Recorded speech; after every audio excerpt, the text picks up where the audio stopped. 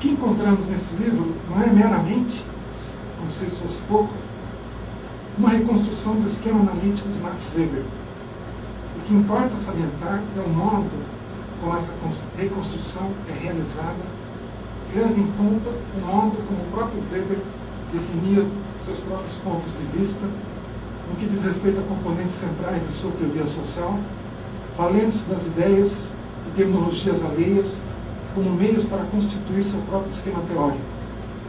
Em virtude disso, captar o que há de singular nesse esquema exige, sustenta Gabriel Kohn, que se evidenciem os distanciamentos e afinidades das ideias e conceitos de Weber em relação àqueles de autores e correntes de pensamento que constituíam, como é dito no capítulo 1 do livro, o conjunto da cultura alemã de sua época, nada menos. E podemos dizer, nada menos que isso, que crítica e resignação mobiliza para interpretar a constituição do pensamento weberiano, ao contrastá-lo, para mencionar somente os contrastes mais destacados, as perspectivas de Dilthey, de Simmel, de correntes neokantianas, com a dialética de Hegel e com o materialismo histórico de Marx, e ao mostrar suas afinidades, até certo ponto, com a crítica de Nietzsche aos valores morais. O esforço de captar a lógica imanente do pensamento de Weber, especialmente no que diz respeito às suas posições metodológicas, em confronto com um amplo leque de autores e perspectivas teóricas, nisso se incluindo vertentes da teoria social contemporânea, com a teoria social de Luhmann, por exemplo, é o que faz de Crítica e Resignação um clássico das ciências sociais no Brasil. Além de seus livros de autoria individual, outra contribuição das mais significativas de Gabriel Kohn para a teoria social foi a organização de volumes que se tornaram parte da bibliografia obrigatória nos cursos de ciências sociais no país.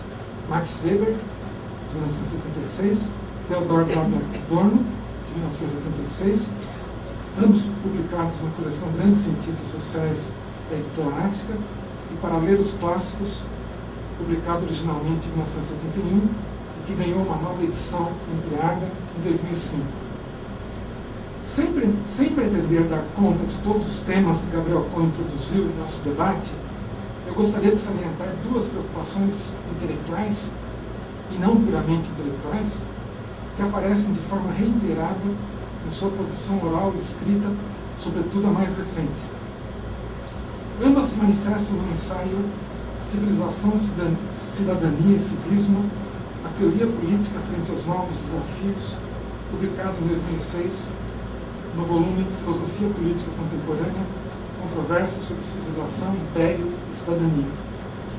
Uma delas é uma preocupação de natureza analítica que diz respeito à convicção de que condicionantes sociais e políticos de atitudes, da conduta e de forma de pensamento, e das formas de pensamento que constituem cultura política em determinados contextos, só podem ser captados de modo indireto.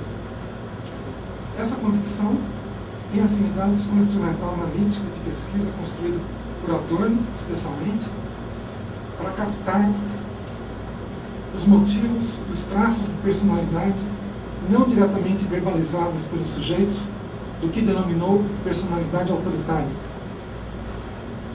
Nunca se chegará a uma ideia de que seja cultura política democrática, Gabriel Kohn nos diz em sua entrevista em Conversas com Sociólogos Brasileiros, simplesmente procurando saber como os cidadãos percebem as instituições ou têm atitudes e disposições de conduta em relação a elas. Uma conduta banal, como estacionar em fila dupla, diz mais sobre a cultura política do que 1000 respostas sobre se a democracia é melhor ou pior do que um regime autoritário. Em Civilização, Cidadania e Civismo, a suposição é de que a cultura política deve ser pensada, em termos políticos mais amplos, como pautas de interpretação da experiência social que estão subjacentes aos conteúdos captados de modo direto pelas pesquisas convencionais de opinião. O problema é que um enfoque puramente institucional, ou que recaia de forma direta nas percepções que os cidadãos têm das instituições democráticas, pode negligenciar orientações de conduta que não são democráticas, ou que, talvez devêssemos dizer, não são civilizadas, empregando-se o termo civilização no sentido específico. Há uma dissintonia entre as instituições democráticas e as orientações da conduta individual do cidadão, que só pode ser captada de modo indireto. Isso nos remete à segunda das preocupações fortes de Gabriel Kuhn, que estou salientando, essa de natureza explicitamente normativa. É uma preocupação que parece-me o afasta da posição de Weber de ceticismo em relação à possibilidade de uma racionalidade prática, embora não deixe de exprimir uma ideia que, como é enfatizado no capítulo final de Crítica e Resignação, encontrava-se entre as preocupações que atormentavam Weber.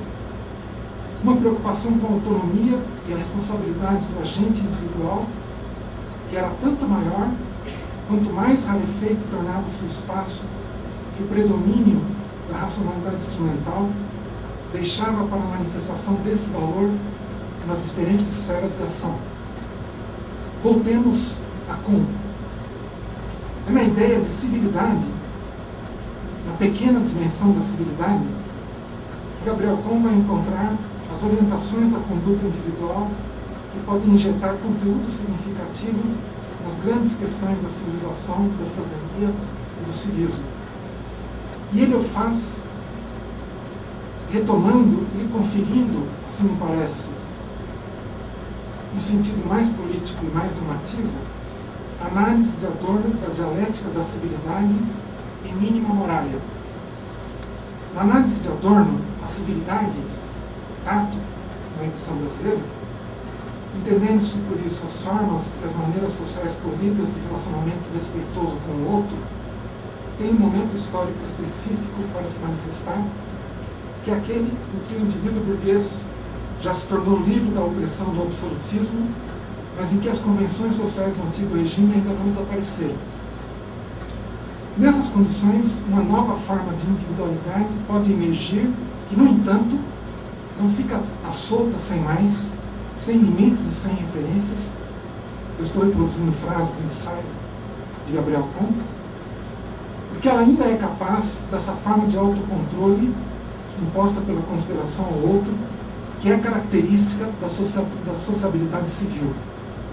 Na visão de Kuhn, a civilidade conserva esse componente de respeito mútuo e de autocontrole, mas adquire uma feição mais claramente republicana, que se associa ao exercício de certas virtudes civis e a uma orientação normativa da conduta que se verifica quando a conduta do cidadão se orienta por uma concepção do público como um mundo compartilhado por todos e como uma referência compartilhada para a ação política.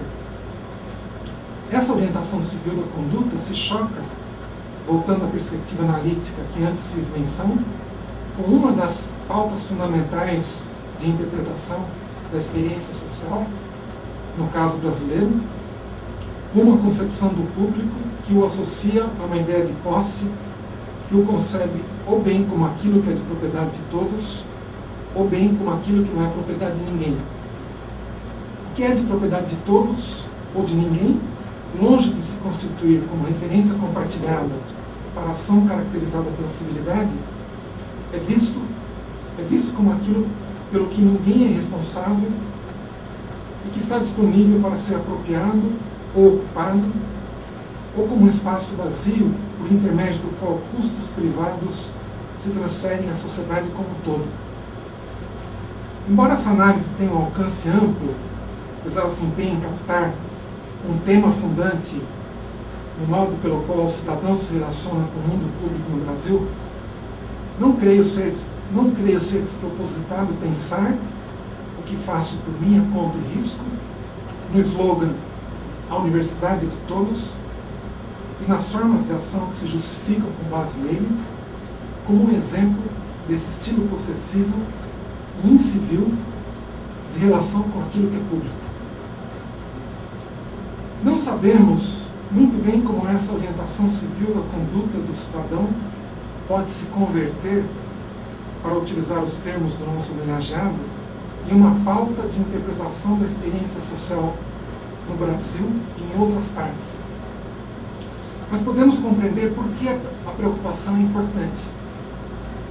Imagino que essa preocupação tenha por trás a possibilidade de um cenário anti-utópico de corrosão dos condicionantes das convenções sociais impostos pelas instituições existentes, sem que isso tenha por contrapartida a ascensão de individualidades políticas que assumam a responsabilidade pela constituição de novas pautas civilizatórias.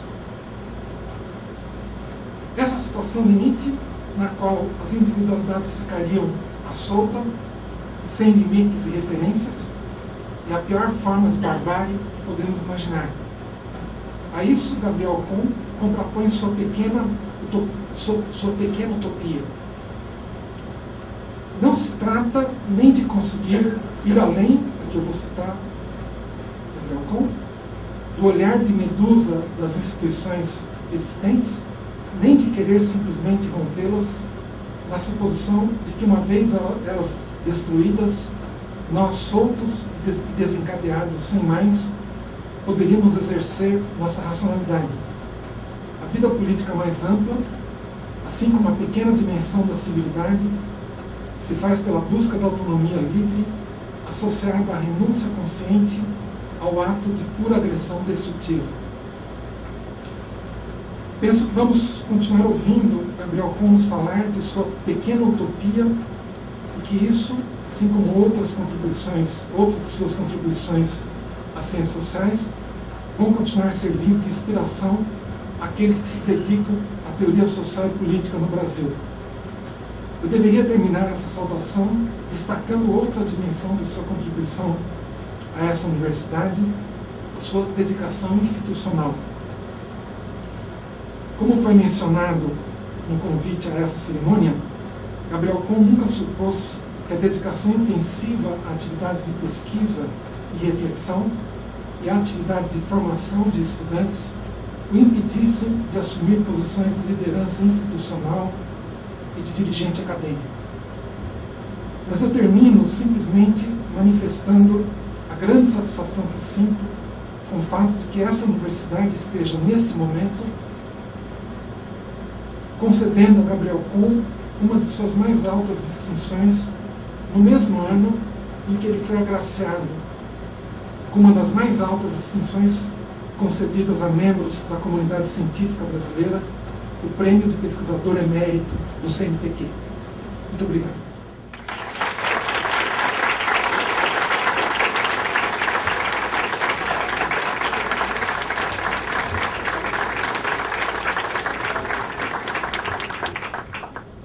Neste momento, a professora doutora Sandra Margarida Nitrini, diretora da Faculdade de Filosofia, Letras e Ciências Humanas da Universidade de São Paulo, fará a entrega do diploma do título outorgado pela congregação da faculdade ao professor doutor Gabriel Kuhn.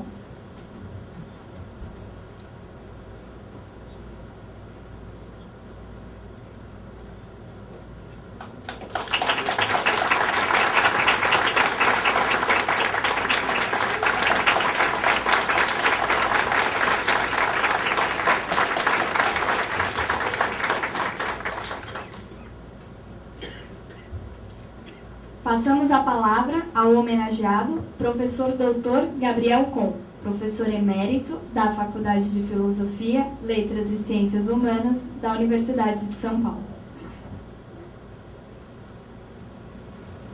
Fico feliz e honrado por essa possibilidade. Quero cumprimentar a todos que me dão essa alegria e me pergunto quem de fato está sendo homenageado, quem está sendo enaltecido nesse momento. Porque é a faculdade que concede esse título. É a faculdade, esta faculdade está concedendo esse título porque entendo considera que a atividade de um dos seus membros, de algum modo, é representativa do seu esforço dentro da sociedade. Mas essa faculdade, ela é tudo para o seu homenageado. Foi aqui que eu me formei de ponta a ponta. Foi essa faculdade que me deu condições de trabalho. Foi aqui que eu encontrei todos os estímulos que não teria em outro lugar, senão vindo da escola pública e passando pela universidade pública. É a faculdade que está em jogo nesse momento. Não porque eu seja algo de espantoso, mas porque, de alguma maneira, eu me permito a alegria e o orgulho nesse momento de me sentir em pequenina escala, espelhando o papel e os méritos da nossa escola. Então, é dela que eu gostaria um pouco de falar. Não vou resistir à tentação de falar um pouquinho das minhas preocupações, até pequenas utopias, e depois dessas belíssimas palavras que eu vi, dessa apresentação que Álvaro fez, mostrando mais uma vez a profunda afinidade e empatia que temos, porque pegou coisas decisivas, mas é claro que eu quero me situar nesse contexto, mas é faculdade.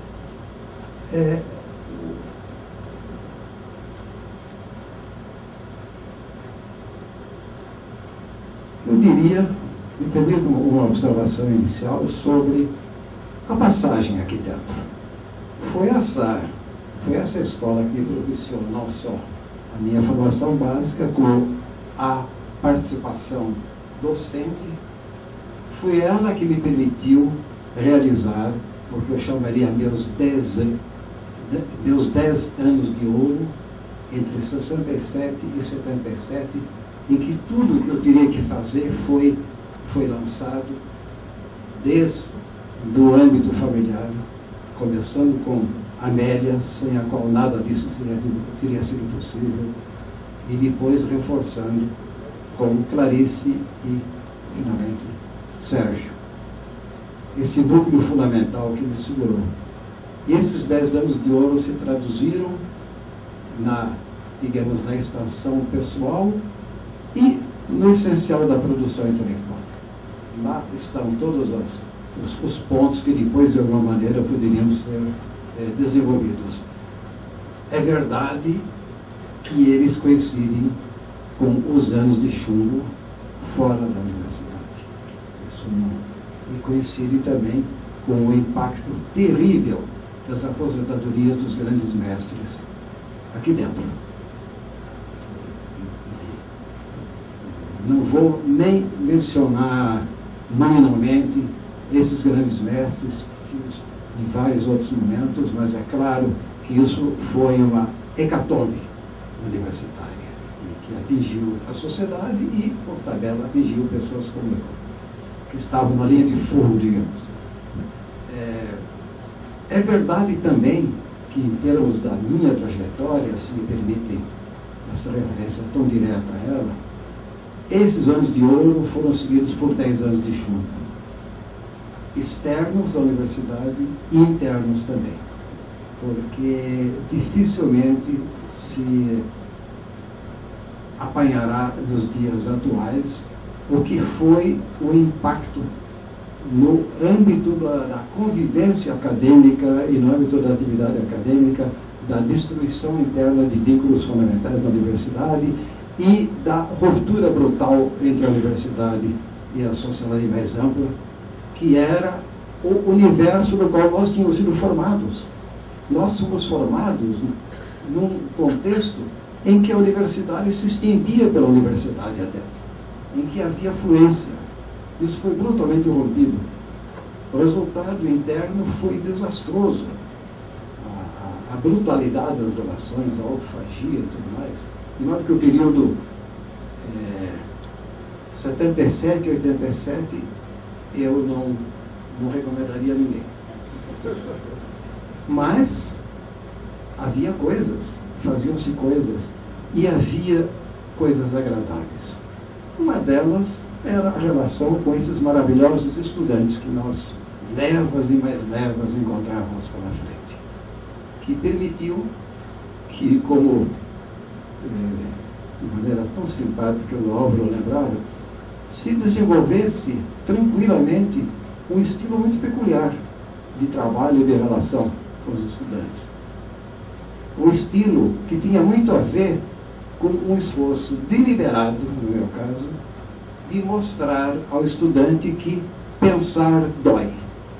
Ou seja, na frente da sala mostrar que é muito difícil enfrentar um problema, que você pode não ter resultado nisso, que você pode, enfim, não ser bem sucedido, que não é fácil.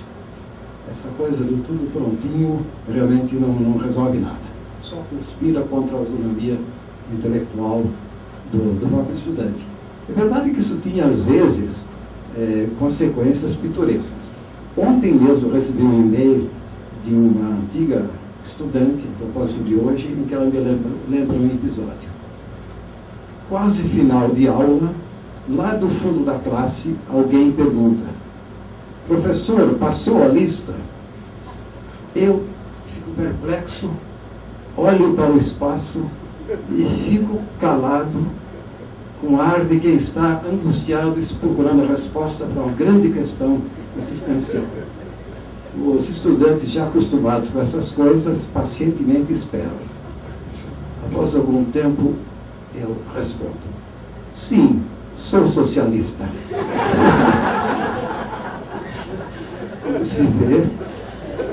Como se vê a passagem das exigências institucionais para os grandes princípios, às vezes é mais curta do que se imaginaria. Mas veja, depois disso tudo, eu me encontro numa situação curiosíssima, dentro desse salão nobre. Eu estou habituado a esse ambiente em basicamente duas situações. Ou é defesa de tese, ou, no meu caso, por causa da passagem pela direção da escola, é a situação institucional de uma reunião de congregação, coisa dessa ordem.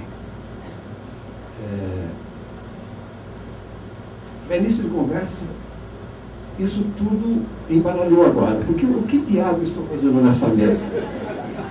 Eu não estou perguntando nada a ninguém, não estou presidindo nada e estou, de alguma maneira, sendo objeto das atenções de todos. É uma situação muito peculiar, muito interessante, mas obriga a pensar sobre qual era a natureza das outras situações. E diriam vocês, bom, defesa de tese e, digamos, presidir coligação, enfrentamento, duas situações de enfrentamento. Eu tive a sorte de poder dizer que em nenhum dos dois casos isso ocorria. Defesa de tese nunca foi enfrentamento, né? Nós temos uma bela tradição nessa escola de levar muito a sério as defesas e de usá-las mais como intercâmbio intelectual e como diálogo, não é enfrentamento. E é uma coisa fundamental. Eu vivo insistindo nisso, acho que a gente deve insistir nisso nessa escola. Uma defesa de tese é um momento alto da universidade. É um momento em que a universidade está integrando à sociedade um cidadão formado em caráter avançado. Não é uma situação rotineira, não é corriqueira. É a universidade entregando ao que tem de melhor para a sociedade. Um jovem com formação. Então é uma coisa muito festiva e nós muitas vezes esquecemos isso aqui dentro, né? Tornamos a coisa como se fosse rotina. Agora, quanto a outra situação, se me permite uma observação sobre minha experiência pessoal, estar aqui na condição de diretor, dentro de uma congregação, eu me lembro com alegria e com gratidão ao apoio de que fui alvo ao longo da minha gestão, aliás, meia gestão, porque ela foi interrompida pela aposentadoria, de todos os 11 departamentos da escola. Então não era enfrentamento brutal também. Então Sobre esse aspecto, estou à vontade. Não sei muito bem o que diabos estou fazendo nesse momento, mas estou muito à vontade. Agora, que escola? Que escola é essa? Ela já foi muita coisa. Ela tem uma referência fundamental. Ela foi a matriz dessa universidade. Ela, até hoje, tem alguma coisa a ver com isso. Não por acaso, no Salão Nobre da Reitoria, os primeiros assentos são da Faculdade de Filosofia. Não é uma escola sem mais. É uma coisa forte. Sempre foi uma coisa muito forte. E, atualmente, o que ela tem de mais patente? Ela é imensa. Ela é imensa. Ela é gigantesca. E isso mudou tudo, né? Essa escola, com seus 11 departamentos, com seus 25 ou mais grandes áreas de conhecimento, com suas dezenas de áreas especializadas de pesquisa e pós-graduação e tudo mais, com os seus mais 10 ou 11 mil estudantes de graduação, isso é um monstro. Literalmente, essa escola, que era o pequeno e compacto núcleo matriz da universidade, se converteu num monstro. Enorme, formidável no sentido exato do termo, que inspira pavor, que atemoriza, disforme em muitos aspectos. Como está essa nossa escola depois de termos passado por toda a expansão enorme que se deu a partir dos anos 70, expansão da pós-graduação, expansão e constituição da comunidade científica e tudo isso que os senhores conhecem tão bem. Eu, nesse momento, vejo com preocupação a situação desta nossa escola. Preocupação no que diz respeito à capacidade que tenha e possa desenvolver em curto prazo para continuar enfrentando os enormes desafios que sempre fizeram parte da sua vida.